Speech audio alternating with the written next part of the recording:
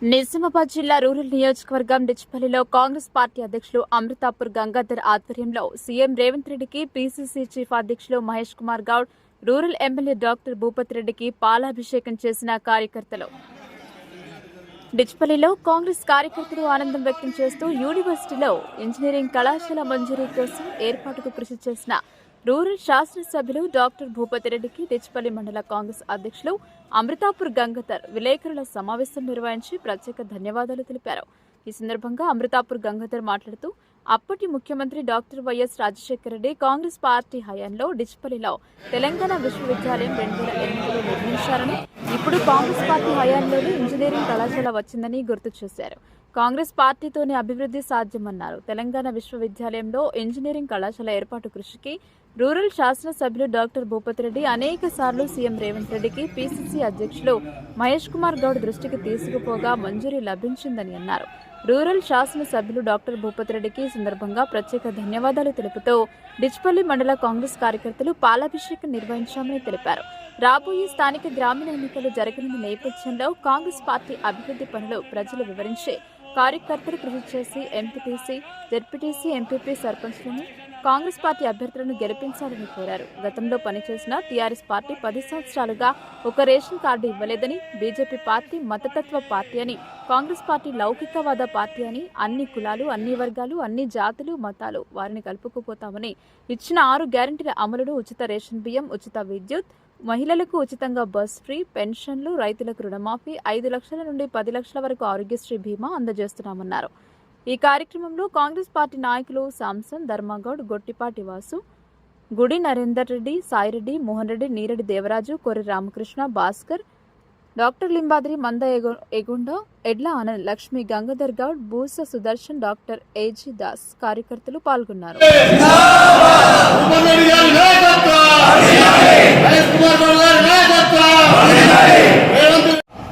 మా యొక్క డిచ్పల్లిలో తెలంగాణ యూనివర్సిటీకి మా యొక్క స్వర్గీయ వైఎస్ రాజశేఖర రెడ్డి గారు కాంగ్రెస్ ప్రభుత్వంలో ముఖ్యమంత్రిగా ఉన్నప్పుడు 2006లో తెలంగాణ యూనివర్సిటీని స్థాపించి మాకు కానుకగా ఇచ్చిండు.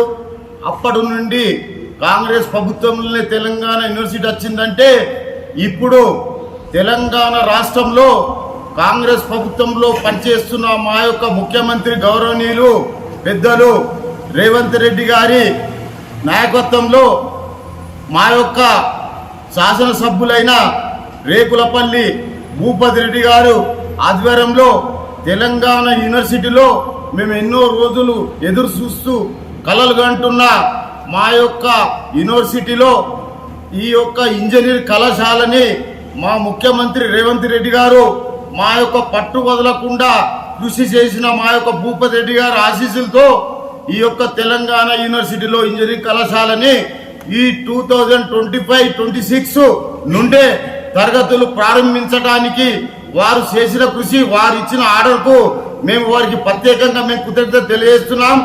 ఈ యొక్క ఇంజనీరింగ్ కోర్సులో 4 కోర్సులో మొత్తం కలిపి సీట్లు 264 సీట్లను కూడా ఈ యొక్క ఆగస్టు నుండే తరగతులు ప్రారంభించడానికి కృషి చేసిన మా యొక్క రూరల్ శాసనసభ్యులైన రేకులపల్లి భూపతి రెడ్డి గారికి మేము ప్రత్యేకంగా కృతజ్ఞత తెలియజేస్తున్నాం.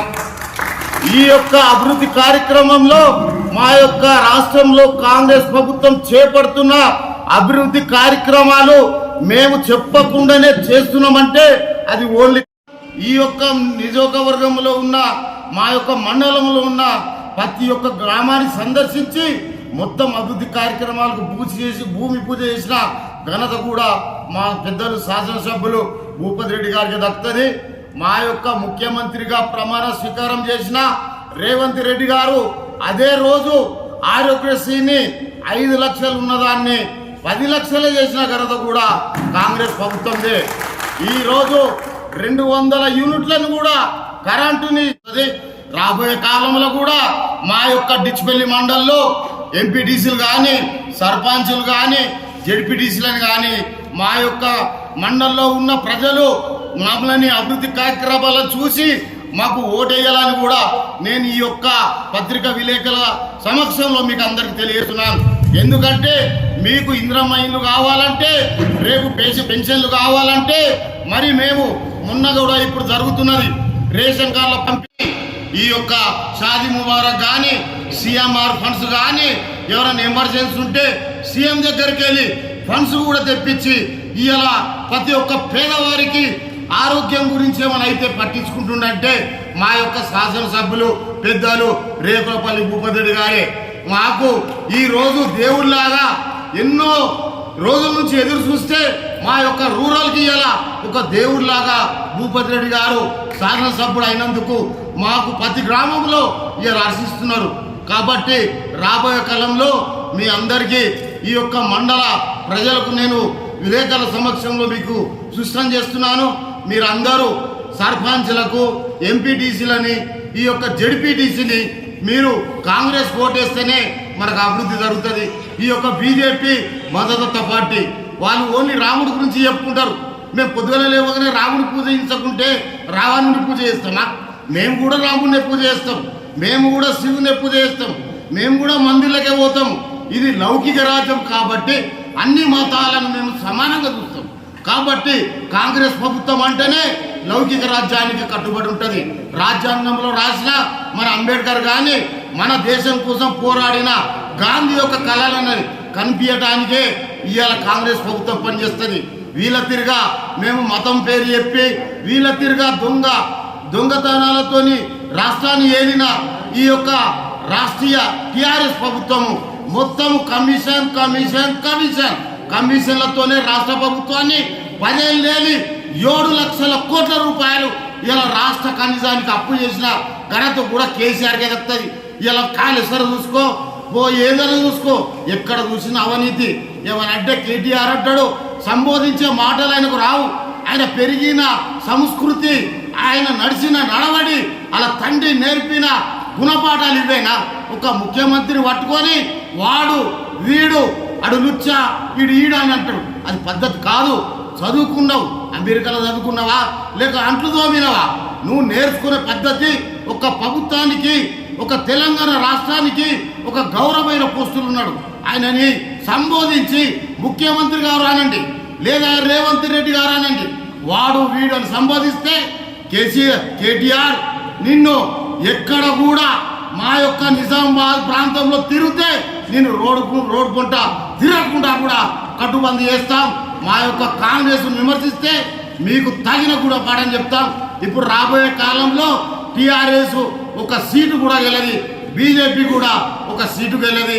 కాంగ్రెస్ ప్రభుత్వాన్ని ఏదైతే మేము ప్రజలకు చేస్తున్న సేవను చూసి ప్రజలు మాకు మళ్ళీ ఎంపీటీసీ, జెడ్పీటీసీ, ఎంపీపీ సర్పంచ్లను గెలిపిస్తే మా యొక్క రేకులపల్లి భూపతిరెడ్డి గారికి మేము కానుక ఇస్తామని తెలియజేస్తూ కలిపేరు చిన్న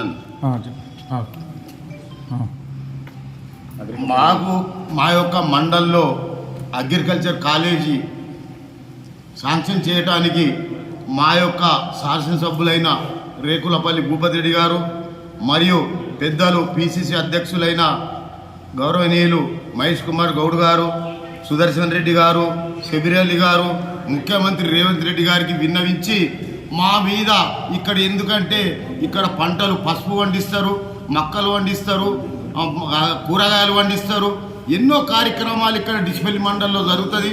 మరియు ఇదొక నేషనల్ హైవే 44 పెద్ద రోడ్డు రహదారి ఉన్నది.